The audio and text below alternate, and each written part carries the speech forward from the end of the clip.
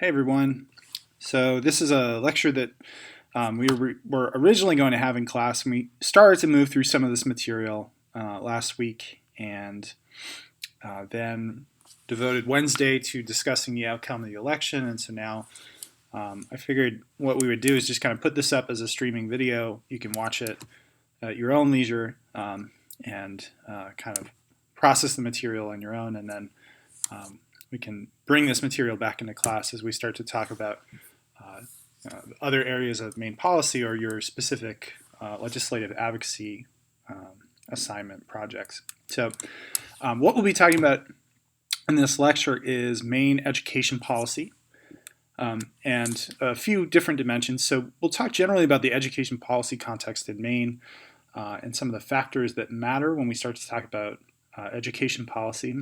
Then we'll look at recent policy changes in K through 12 education in the state of Maine. We're going to focus a lot on school district reorganization, which is kind of the biggest structural piece of education policy that has emerged probably in the last 10 years or so.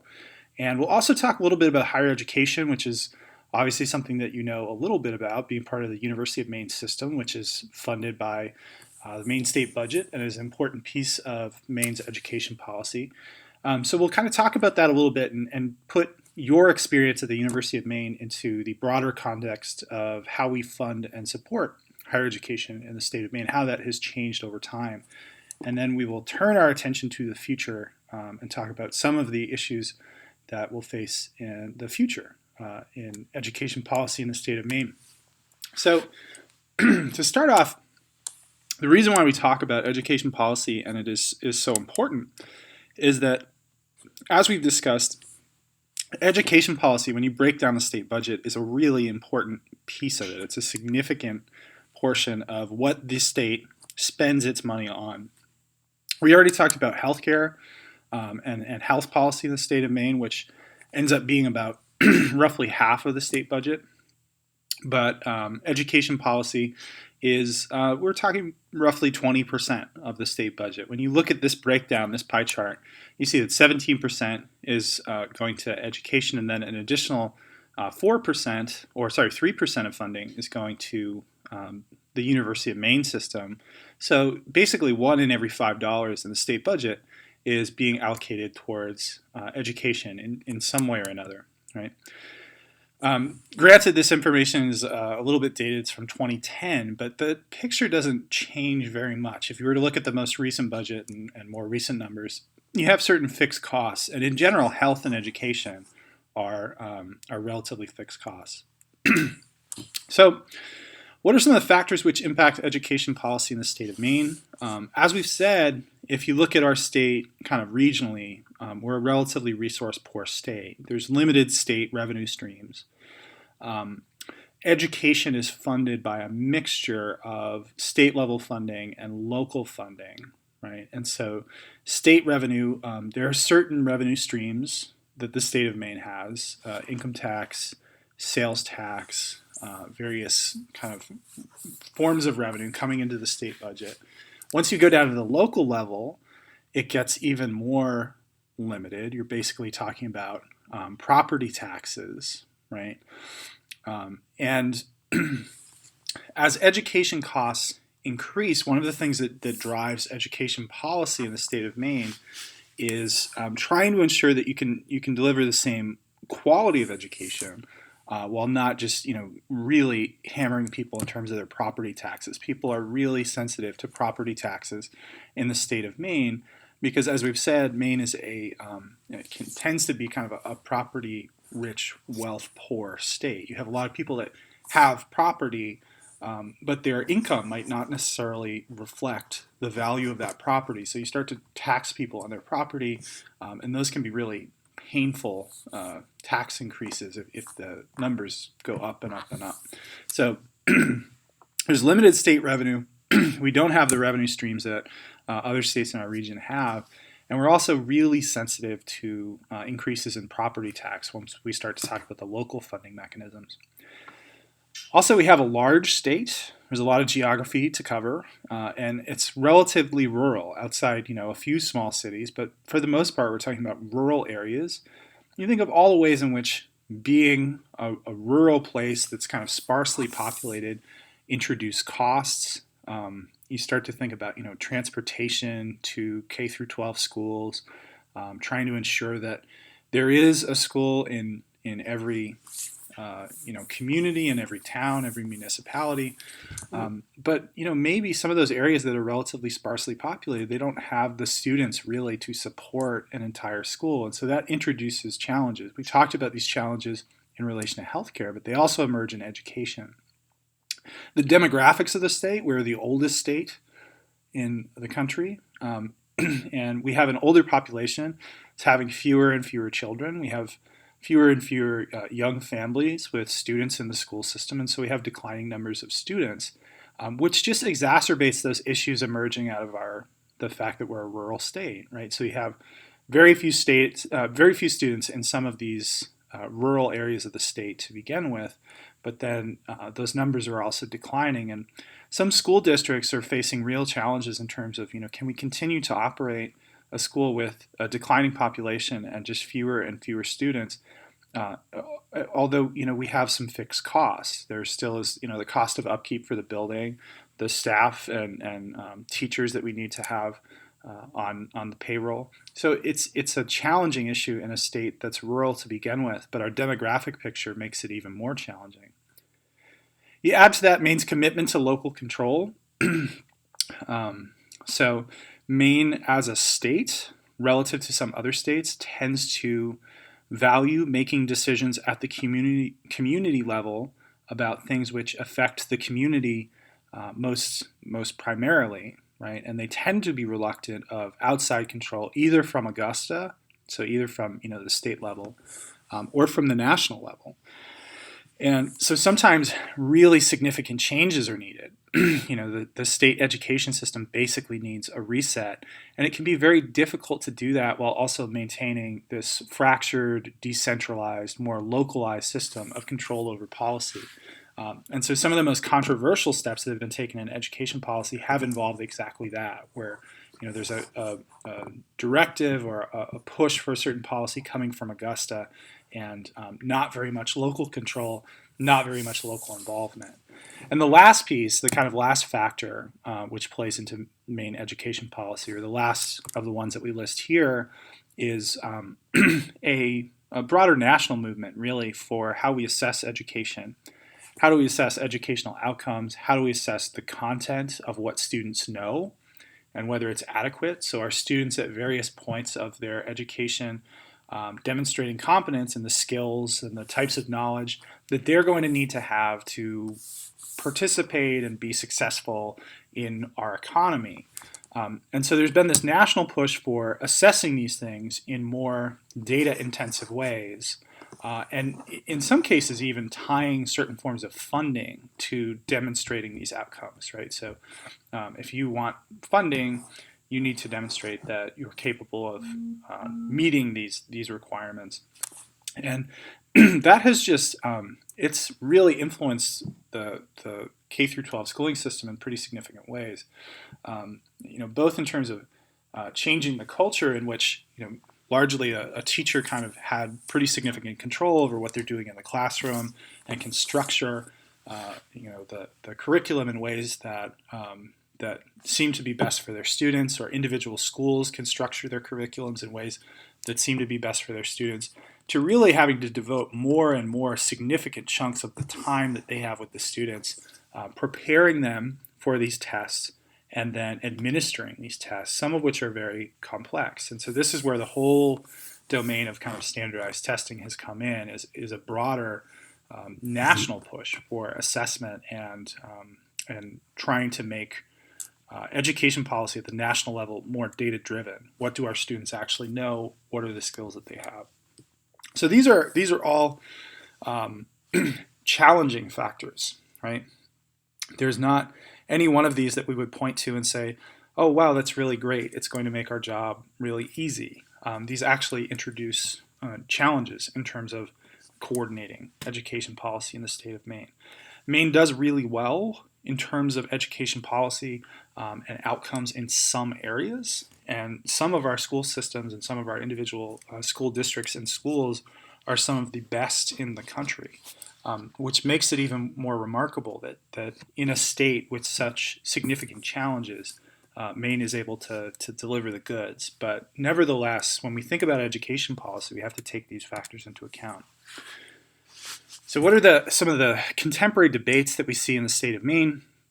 An ongoing debate that actually informed the last election was adequate funding for K through 12 education. So there was a citizens initiative in 2003 that was concerned about the underfunding at the state level of K through 12 education. So this is funding is shared between local communities and the state. And what the individuals who pushed this citizens initiative, and ultimately it was successful, what they were concerned about was a declining level of state funding and kind of inconsistent state funding. And so towns and communities, periodically, they would not get the amount of money that they were necessarily expecting from the state. And then their only recourse really was to increase property taxes or cut things out of their budget so that they can fund education adequately. And so they said, what we really need is to just have a certain percentage assured that we know roughly what we're going to have to come up with every year. And they decided to mandate that the state should fund 55% of the cost. At the time, it was in the high 40s, 40%, 48% or so of what the funding, the 48% of the funding was coming from the state. And they wanted to bump that number up to 55% and try to keep it there. And subsequently, so now 14 years since then, or 13 years since then, we haven't been able to meet that mark. We haven't been able to hit that 55%. It did not establish where the funds to hit that mark would come from, and the state legislature and the governor have never been able to actually hit that 55% mark. So we'll talk a little bit at the end about citizens initiative on the ballot this election cycle that aims to kind of ensure that we consistently hit that mark by targeting a specific form of revenue.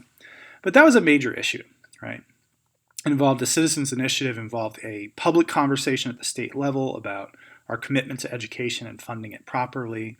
Another major debate that we see in the state of Maine is about charter schools. So charter schools are defined by the Maine Department of Education as public schools of choice that students can decide to attend as an alternative to traditional public schools. And the idea would be that, if you have a school district in which a charter school is available and a student chooses to attend there, that the money that would be allocated for that student in the traditional public school would then be redirected to the charter school, right? And so these are viewed by proponents as, you can do really creative things in charter schools, and you can have, smaller environments and different learning styles and really kind of variety in terms of school choice that they argue doesn't exist in the public school system. So they view these as something really valuable in a way that we can innovate and enrich our education system. But from the public school perspective, and from the perspective of many lawmakers and education advocates, charter schools are a threat, right? Because you're taking money away from the public schools to direct towards these new alternatives to them. And with many public schools already struggling to provide the services, provide the education, provide the setting in which education can happen, to fund all of those things, there's tremendous fear. And creating any way in which money is pulled out of that system could be really damaging. We also see debates about standardized testing. So your generation has been subjected to standardized testing in various ways, and it relates back to that national push for assessment and demonstration of outcomes and knowledge, skills that we mentioned at the outset. And the question of how to do this and do it effectively and have a good standardized test has been an ongoing one. Maine did sign on to something called the Smarter Balanced Assessment Consortium, which is a way to, one assessment mechanism to reach these Common Core national standards. And the test itself was extremely controversial. It was very long. Many of the questions were worded in complex ways. And even the first year that they deployed the Smarter Balanced Assessment Consortium, there was this kind of backlash from parents and from students, and this became an issue before the state legislature. And the state education system actually pulled out of this testing system because they viewed it as just inadequate and poorly designed. But that was a whole debate in the legislature that had to come through the legislature, and really that was the setting in which parents and teachers and students and education advocates were bringing those concerns forward. Funding for higher education is also an issue. We talked about funding for K through 12 education, but higher education is a significant issue. To give you a sense of how this has changed over time, in 1991, funding for higher ed, specifically the University of Maine system in Maine, the state provided 72% of that funding. The remainder would be made up through tuition and fees and perhaps grants and endowments and things like that. But the lion's share, almost $3 out of $4 at the University of Maine system of funding was being provided by the state. Whereas in 2012, it provides only 43%, right? And so we're not talking about a very long time. We're talking about basically 20 years, and that number has almost cut itself in half, right? The legislature is providing significantly less funding than it had in previous years. And then just lastly, another perennial debate is educational organization at basically all levels. We could be talking about K through 12 school districts, the University of Maine system, the Maine community college system.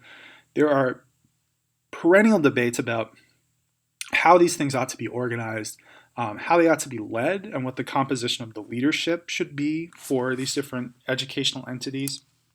And that too will find its way into policy. A lot of that is actually directed and shaped by statute, by law, by legislation that's brought forward and then passed into law. So that's just a snapshot of some of the issues. There are obviously emergent things that happen every legislative session, but these are kind of the issues that we've seen emerge time and time again in the state legislature and will continue to emerge in the future. It's very likely.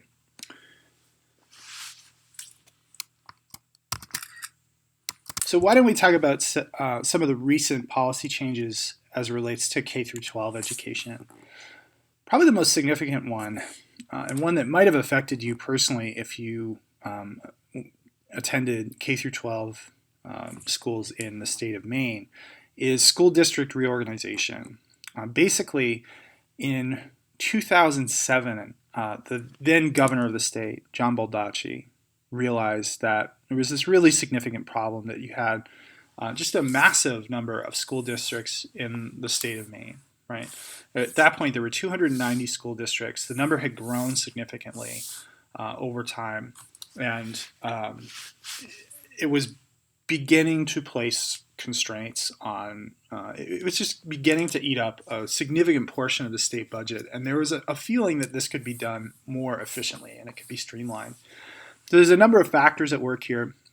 The first is these kind of perennial fiscal constraints that the state faces, right? That they're always looking for places to cut costs, places to spend less money.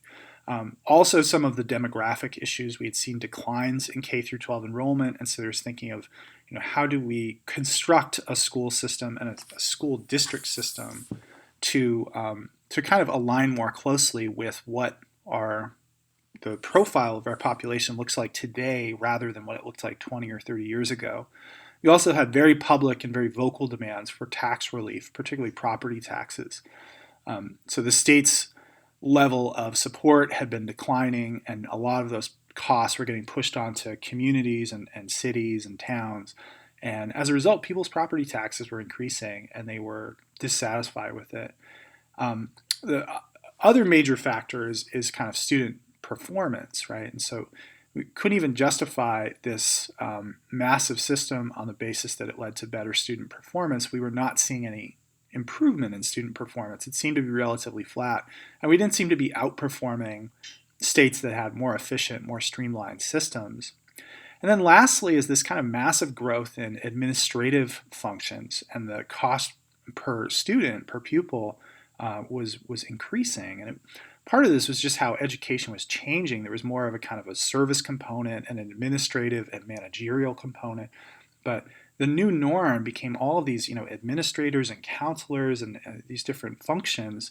A lot of it actually related to students with disabilities and federal mandates to provide certain forms of support for students with disabilities that hadn't existed 20 or 30 years ago. And so that drives up costs as well.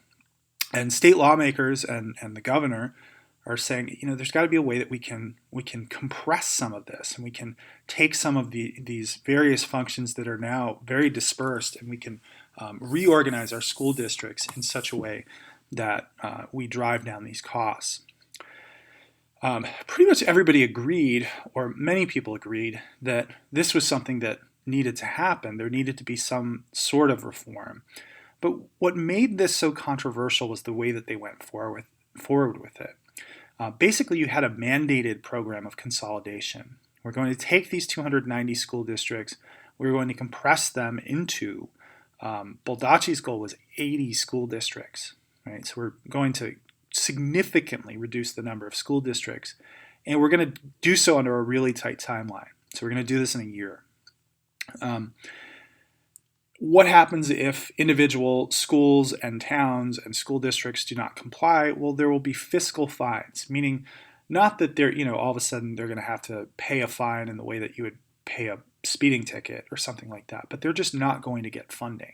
They're not going to get funding from the state if they choose to move forward in this way, or they won't get the same degree of funding that school districts that comply with this system of consolidation will. Right, so that's a punitive approach, right, and that's a top-down approach. Other areas in which we've seen this happen, they've offered incentives. It has been incentive-driven. They've tried to bring school districts into the system, give them a sense of buy-in, and there is some sort of benefit, some sort of extra for them if they can demonstrate a commitment to these broader goals. That wasn't the case in Maine. That wasn't what happened in Maine. Instead, the mechanics there were, it was basically a budget cut where Baldacci in the 2007 budget said, okay, there's $36.5 million that typically goes to these school district administrative costs. It's going away. And that is your incentive. And if you don't comply with this district reorganization within a one-year timetable, then there will be costs and you won't get the same level of funding as school districts that do. Now, they ended up extending that one-year timetable because even that was just too aggressive and they were trying to move too quickly, and schools that were making a good faith attempt to reorganize couldn't do so. But they still held pretty close to it, and there was no point at which they said, okay, we're going to back off these fiscal penalties, we're going to back off this punitive approach. They carried it through, and they were able to reduce the number of school districts, not to 80. They didn't get that far, and I still think we have well over 100. But they were able to cut this roughly in half, the number of school districts. Now, the mechanics of this, certain large and unique school districts were exempt, right? So it didn't make sense, and certain types of areas really didn't need reorganization. So if you were in a large municipality, a large city, where you had a school district that was serving a large number of students, then you were basically okay. So some of the larger school districts were exempt from this reorganization. Also, some more unique schools, and unique in terms of their geography. So if you're, a community on one of the islands, right, like it's really hard to do the mechanics of reorganization and find other schools to collaborate with and to form a district with because you're geographically isolated, and there's certain costs associated with trying to collaborate in that way. So there were certain exemptions, but the school districts themselves had to have a minimum enrollment of 2,500. And what this really was designed to do was to target some of the smaller school districts that were serving fewer and fewer students, had the same level of administrative and kind of brick and mortar costs, and encourage them to collaborate and consolidate and hopefully share some of those functions, share some of those costs, and work together as opposed to being separate entities. But it was largely up to the school districts themselves to decide what that would look like. What would the specifics of reorganization be? And as I said, the goal was to reduce the number of school districts to 80. So it was controversial. It was hard. Many officials that were kind of proponents of this said this was the only way it could have been done. This is a state education official, somebody working in the Department of Education. He said it was the only way it was going to happen. Had it not been in the budget, I do not believe it would have been achieved. So the idea being that had they not, cut that $36.5 million out of the budget, they wouldn't have been able to pull this off. One Maine legislator who was a little bit more he recognized the complexity of this. He said, if you're going to try for major change, you either create buy-in to a vision that says we need this change, or we need to create a feeling of a crisis so people want the change. And I think what Baldacci did really was the latter, right? And his argument was we didn't have a lot of time and we didn't have really the money to create financial incentives for people to buy in.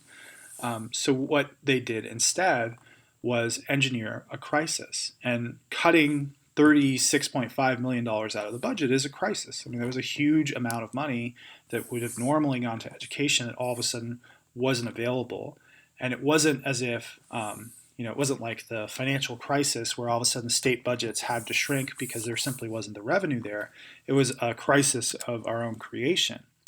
So it was really controversial. It ended up succeeding, but many would argue that this created some kind of skepticism and distrust between local education officials and leaders and those at the state and at the state level, and that we're really still kind of recovering from the experience of that forced consolidation and that manufactured crisis. You talk to people in education, maybe if some of your parents are teachers or high school principals, and they can tell you more about that experience, and they might have a different perspective than that, but many have emerged from that experience kind of skeptical and a little bit distrustful of Augusta.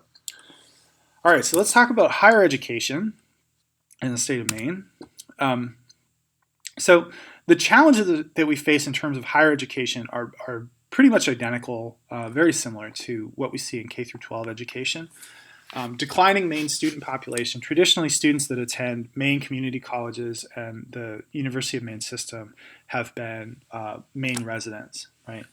And we just have fewer students. We have fewer college-age students in Maine to draw from, and that's been one of the real serious challenges for the University of Maine system, is that in order to sustain a certain financial security and to have a budget that you rely upon every year, you need to have a consistent body of students. And if you don't have the college-age population in the state of Maine, then either A, you need to reach out to non-college age student population and think about other forms of non-traditional students that could benefit from higher education, either finishing their degree or seeking professional and graduate degrees in addition to the education they already have, or targeting people who attended some college, never got the degree, and maybe could be convinced to come back and finish their degree. And Maine, the University of Maine system has done all of those things. That had been part of its recruitment strategy. The other thing that you could do, kind of the B of this, is reach out to out-of-state students. And they've done that as well. The University of Maine system has been increasingly targeting out-of-state students to make up for its declining college-age student population. We also see increased costs and administrative bloat. Again, some of those things are related to the broader expectations that people have in terms of the services and the support mechanisms that a university or a college will provide. Right? So if you look around the University of Maine today, you will see various forms of administrators, various forms of staff and support officials that simply wouldn't have been part of the picture 20 or 30 years ago. Higher education is extremely competitive.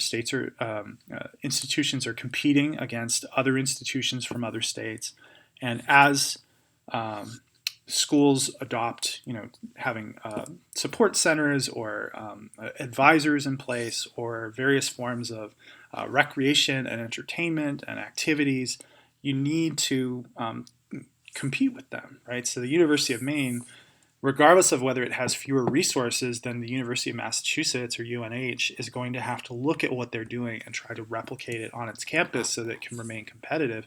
And that can lead to increased costs, and that can lead to increased staff and administrative positions. It's also just the case that costs in general for everything have been creeping up. And so when you have a facility that has energy costs and kind of waste disposal costs and has to, pay public utilities and things like that, it increased costs overall, right? So we've seen the cost of higher education creep up. We have seen increased pressures on the state's ability to fund higher education. And also, kind of more culturally, we've seen this decline in support for state-funded education. We mentioned when we were talking about referenda in this class, the bond issues that come up for a citizen vote tend to pass. So like we just recently had a transportation bond on the ballot, and it was the most successful of all of the ballot measures. It passed overwhelmingly. The only two ballot measures that I can think of in like the last 15 years that have been voted down by the voters for bond issues relate to the University of Maine system. And there is this sense among the general public, I think, that the University of Maine system, they don't see the public benefit. They think that the costs are overinflated. They think that, faculty and administrators make too much money. And so there is, the University of Maine is constantly working on its public image to try to get people to support its mission. But it is a challenge. And so the result is that you have a really challenging policy landscape. Certainly lawmakers who have an institution within their district are huge advocates for that institution. So, if you're a legislator and the University of Southern Maine has a campus in your district, or, if you're the state rep or state senator and the University of Maine is in your district, or the University of Maine Farmington is in your district, you're going to be a huge advocate to try to get as much funding and as much support for that institution as possible. If you're not, if you're in a relatively rural area in which many people, don't necessarily have college education and might not see the value of college education, might not see what exactly this huge proportion of state funding gets them as individuals, it seems as if it's the state supporting something that they don't benefit from. And so in that sense, it can be very challenging to be a lawmaker from a rural district, even if you support higher education, to go and be an advocate for it. You wouldn't really be representing your constituents if they don't see the value of it. So the result has been a declining state funding rate, and we're seeing less and less of the state the funds that support higher education in the state of Maine provided by the state, as I mentioned at the outset. There is also periodically scandal and calls for intensified state scrutiny and administrative reorganization. So frequently what will happen is the University of Maine system has an entire administrative structure that oversees not just the University of Maine, but the entire University of Maine system, which includes all the University of Maine campuses, the University of Southern Maine. And periodically there will be a news story that talks about how much money is dedicated to the University of Maine system, which educates no students technically. It is entirely administrative. It works to coordinate and oversee the educational institutions throughout the state. And pay raises that happen. You'll see an article like this every year that makes allegations, which are well-founded allegations, that this entity consumes too much money and doesn't provide enough in terms of output and is unnecessary, right? And that really, really resonates with the Maine public.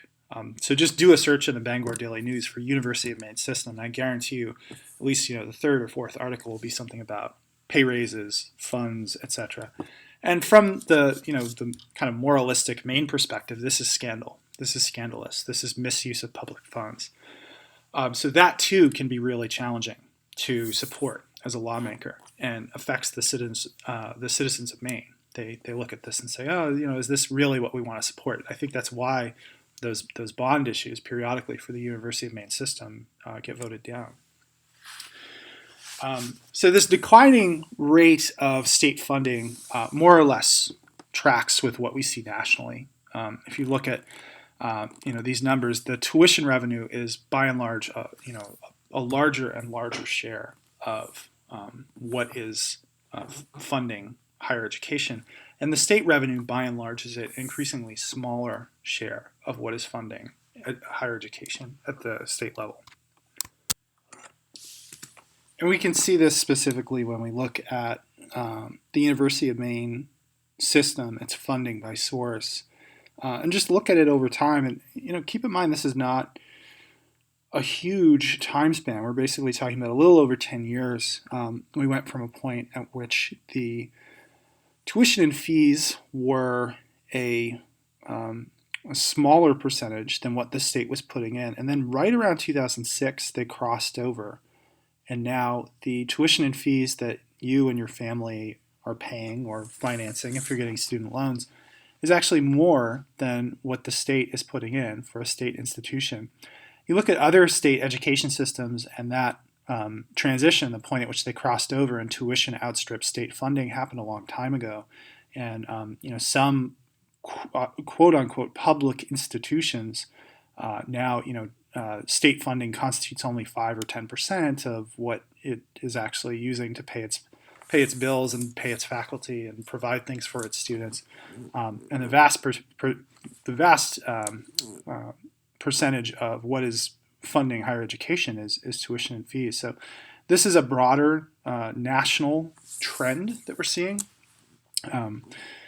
But it is played out in the state of Maine, and I think what is remarkable about the University of Maine system is that for the last 5 years we've had flat tuition, which many other schools, as they faced this issue, began to increase tuition, and the University of Maine did that for quite some time. But for at least 5 years now, we've had flat tuition, and tuition increases haven't gone through. And the real key way in which they've tried to be strategic about this is to attract more out-of-state students. And they've been largely successful. If you look around the University of Maine, if you're like a fourth-year student and you think of the number of out-of-state students that you knew in your freshman year versus the number of out-of-state students that you have in your classes now, it's drastically increased. And they've managed to do a pretty good job of pulling in students not necessarily from like California and Washington State, but a good job competing for regional students in New England, New Jersey, Pennsylvania, like the Northeast and the Mid-Atlantic. So that's a little bit about just kind of higher education, primarily focused on funding. Another issue that frequently comes up with higher education is the relationship between the University of Maine system and the community college system. It is kind of strange to some critics that we have these two systems that coordinate what's happening in traditional kind of higher education, the University of Maine campuses, the University of Southern Maine, and then we have a completely parallel system that deals with the community college system. So Eastern Maine Community College, Southern Maine Community College, all of the community colleges throughout the state. It has its own board, it has its own managerial structure, it has its own leadership, and frequently what you'll see from candidates and policymakers in the state is the proposal to merge these two structures. And you deal with some of the administrative overhead, you get rid of some high-paid administrators and education officials, and the hope is, and what this is frequently presented as, is a way to coordinate these two institutions so that the community college system is feeding students into the University of Maine system. They're coordinating and collaborating with regard to the goals in terms of what we want to see for workforce development and the skills that people need in the state of Maine. So this proposal is frequently made. It was made by Paula Page in 2010. when he ran for governor. Elliot Cutler has proposed this both times that he has run for governor, although now that he is employed by the University of Maine system, it will be interesting to see if he continues to harp on the need to merge these two structures. The problem is that both of these entities have boards and administrative structures that are largely comprised of powerful and politically connected individuals. So to be appointed to these boards, you are appointed by the governor of the state. You have to be approved by the legislature. And many of the individuals on these boards are well known and kind of established and can work their connections. And that's good. You want that on your board. You want people who are politically connected because ultimately both of these institutions are frequently making their case to the state that they are valuable and important and deserve funding and support. So it makes perfect sense to put together a board of people who are connected politically and have powerful relationships. The problem is the kind of other side of that coin is it makes those boards and administrative structures resistant to any sort of sweeping change.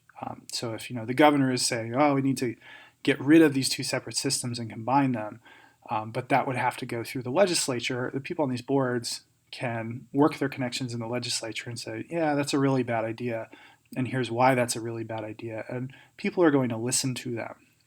We've also seen proposals to change the composition, at least of the University of Maine system. The argument that we don't need this multiple campus structure, we no longer have the student base to support it, we need to think about consolidating campuses and institutions and think about ways in which maybe we have only 3 University of Maine campuses or 4 University of Maine campuses as opposed to the structure that we currently have. That would actually require a change in the law. In the early 2000s, this idea was being batted around, and there was a proposal put forth, a piece of legislation proposed that would protect all of these individual campuses and is now actually required by law that the structure of UMaine system campuses that we have has to cover the geographical regions that it does. So that would actually require a change in the law. The University of Maine system couldn't decide on its own that, we don't need Fort Kent or we don't need Presque Isle, we're going to close it. Another way in which legislators in their districts are going to protect the institutions that provide jobs and that provide funds and state funds and get money flowing into their district and provide people with employment. So the overall structure of higher ed in Maine, both in terms of the institutions itself and its governing structure, is probably likely to endure. All right, so let's talk a little bit about the future of education in Maine. Here, the key things that we can talk about really relate to ballot items. And so we did have 2 questions on the ballot this year, 2 ballot initiatives that I think actually have potentially very significant impacts on education. The first is question 2, which was explicitly about education. This was the idea of a 3% tax on households making over $200,000 a year to help provide funds for K through 12 education. It was framed in terms of that 55% that by law the state is supposed to be providing for K through 12 education. But the problem was that a funding mechanism was never set up, and so the state has traditionally fallen short. This could really alter the types of revenue shortages that we've traditionally seen in K through 12 education, and it passed. It passed narrowly, and there was a pretty significant opposition to this idea that sprung up relatively late in the campaign, but it passed. It was successful, and so now we are going to have a tax that will tax a small number of Maine households, but will provide a pretty significant amount of revenue that didn't exist before. And so maybe that begins to ease some of these perennial issues that we face with regard to funding. We can also talk about the turnaround at the University of Maine system. As I said, they had a very aggressive out-of-state recruitment campaign, and they've offered some innovative financial aid packages for whereby they will actually match out-of-state institutions. and provide in-state tuition for out-of-state students from certain states. And so this was part of this effort to recruit students to the University of Maine and make up for the fact that we have a declining college-age student population. And they were successful. This was the first year in recent memory, perhaps ever, that the University of Maine in Orono has had a wait list and actually had to redirect students to other University of Maine system campuses.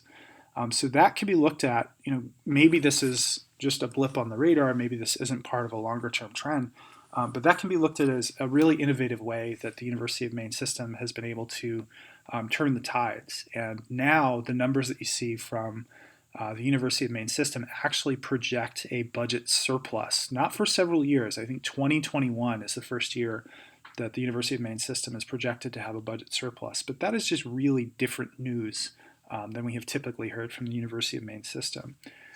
The other question, the other ballot initiative, which could potentially have an impact, was question 1, the proposal to regulate and tax recreational marijuana sales.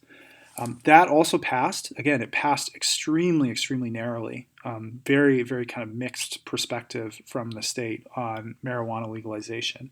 But if it follows the path of what we've seen in other states, if it plays out like it's played out in Colorado or other states that have regulated and taxed recreational marijuana sales, then there could be a really significant influx of revenue that just changes the picture. We talked about how the perennial issue that you face with education in the state of Maine is limited resources, and we have at least a couple mechanisms on the ballot here that could change that revenue picture. Now, question 1, I don't think says anything terribly specific about how that tax revenue is used. I know there are certain stipulations about channeling money into rehabilitation and drug treatment and things like that, but it doesn't necessarily say that, oh yes, this money should go to education. But one would think, just given the share of the budget that education makes up, that if you had a significant influx of revenue and this was successful in the ways that we have seen in other states, then that could potentially benefit at least some aspect of education. So we'll wrap up there. This is actually what I was proposing for you to do the last class that we had. The one thing that I will say is the Legislative Advocacy Research Report is due not on Monday now. We said that we would do it on November 16th, which is Wednesday. So be working on that assignment. Hopefully you are actively working on that assignment. That is really kind of the foundation for the legislative advocacy assignment. And then on Wednesday the 16th, we'll have Ryan Tipping-Spitz come in to talk about what works from his perspective on legislative advocacy. Ryan is in the legislature. He's the rep for Orono. He just won re-election in Orono. And particularly as it relates to education, Ryan was on the Education and Cultural Affairs Committee. I believe he chaired that committee. So he has a lot of perspective on not only education policy, which you've learned about here, but just being in the legislature in general and what forms of advocacy are successful and what forms of advocacy are not so successful from a legislator's perspective. So like I said, he will be in on Wednesday, the 16th, and you should also be working on this legislative advocacy assignment. So we'll wrap up there, and I hope you all have a great weekend, and I'll see you next week.